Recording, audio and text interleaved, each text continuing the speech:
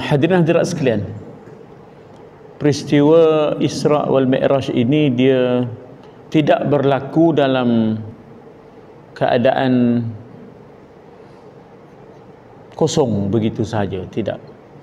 Tetapi dia di antara keperitan dan juga harapan. Ya. Peristiwa ini berlaku di antara keperitan Taif, ketika mana Nabi dihambat keluar oleh penduduk Taif, dengan harapan masa depan Islam di Yasrib ataupun Madinah Al-Munawwarah. Jadi dia duduk di tengah-tengah tu, di ibarat jambatan di antara masa silam dengan masa yang akan masa yang akan datang. Ya. Ekoran daripada hambatan Taif, bila mana Nabi dihambat keluar oleh penduduk Taif, terutamanya anak-anak muda, berdarah Nabi, lalu Nabi mengadu kepada Allah. Dalam doanya Nabi mengangkat tangan ke langit sehingga kelihatan putih, ya, lengannya. Allahumma ilaika ashku da'fa quwwati. Wahai Tuhan, kepada Engkaulah aku mengadu betapa lemahnya kekuatan aku menghadapi kerenah manusia.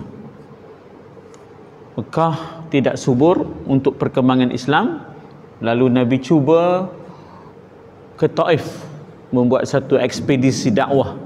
Mudah-mudahan Taif boleh menjadi tanah subur untuk perkembangan Islam.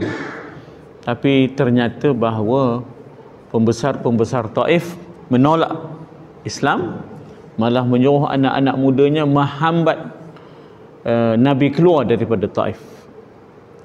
Maka dalam keadaan berdarah, Nabi lari daripada Taif itu.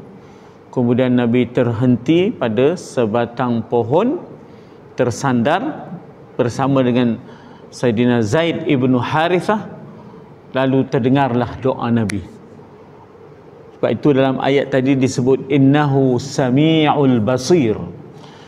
Allah itu sami', maha mendengar pengaduan Nabi itu, dan maha melihat bagaimana diperlakukan, ya, bagaimana manusia memperlakukan ke atas kekasihnya, bagaimana penghinaan yang dilakukan oleh manusia ke atas kekasihnya Rasul sallallahu alaihi wasallam. Ilaika ashku dha'fa quwwati wa qillata hilati wa hawani 'alan nas. Kepada Engkaulah yang aku mengadu, ya Allah, betapa lemahnya kekuatan aku untuk menghadapi kerenah manusia yang menolak agama ini, dan betapa sedikit cara untuk berdepan dengan mereka, ya, cara baik, cara yang penuh strategi. Nampak gayanya memang tak nak terima. Wahawani 'alan nas, betapa hinanya aku diperlakukan oleh manusia. Ila man takiluni, wahai Tuhan, sebenarnya kepada siapa Engkau utuskan aku ini? Apakah kepada ila ba'idin yatajahamuni am ila qaribin malaktahu amri? Apakah Engkau mengutuskan aku kepada orang Taif yang jauh ini, tetapi mereka telah menghalau aku keluar daripada Taif? Ataupun Engkau nak mengutus aku kepada bumi Mekah yang hampir kepadaku, sedangkan mereka telah pun menguasai urusan aku sehingga aku tak boleh berbuat apa-apa dah. Kalau tuan-tuan perempuan perasan, ingat sebelum ke Taif itu, bukankah Nabi dihempap dirinya dengan isi perut unta ketika Nabi sedang sujud? Sebab itulah akhirnya Nabi mengambil kesimpulan untuk mencari tapak yang baru ke Taif. Jadi keadaan itu tak pernah berlaku kepada diri Nabi sebelum wafatnya Khadijah dan pak saudaranya Abu Talib. Tetapi pada tahun yang ke-11 itu wafatlah Sayyidatina Khadijah, dan wafatlah Abu Talib. Maka ketika mana Nabi sedang sujud ke Kaabah, mereka menghempapkan atas badan Nabi yang sedang sujud itu isi perut unta. Itu yang Nabi ambil kesimpulan, nampak gayanya Mekah ni berat, tak subur.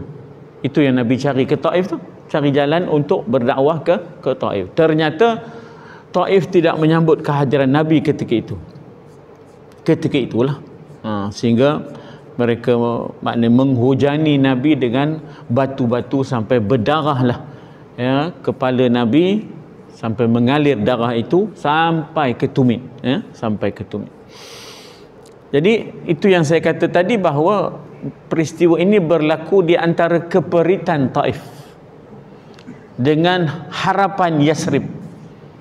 Sebab peristiwa itu akhirnya peristiwa Isra itu akhirnya memberikan suatu pengharapan baru bagaikan cahaya di hujung terowong yang gelap.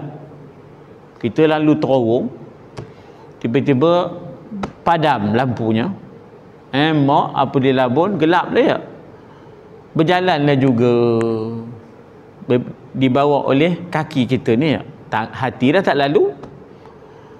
Mana weh jauh benar, tiba-tiba ada nampak cahaya di hujung terowong. Hai, lega benar, dah sampai ke hujung dekat dah ni. Begitulah. Maknanya di antara keperitan Taif dengan harapan Yasrib, ya, bridging the future, orang putih kata. Ia adalah jambatan masa depan, ya, ia adalah jambatan masa depan.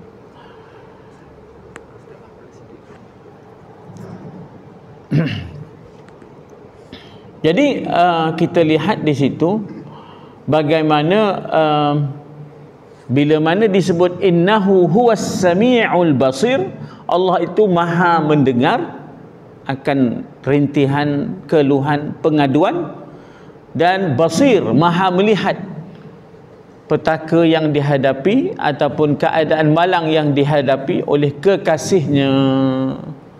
Maka Allah Ta'ala bawa Nabi berjalan asra bi abdihi.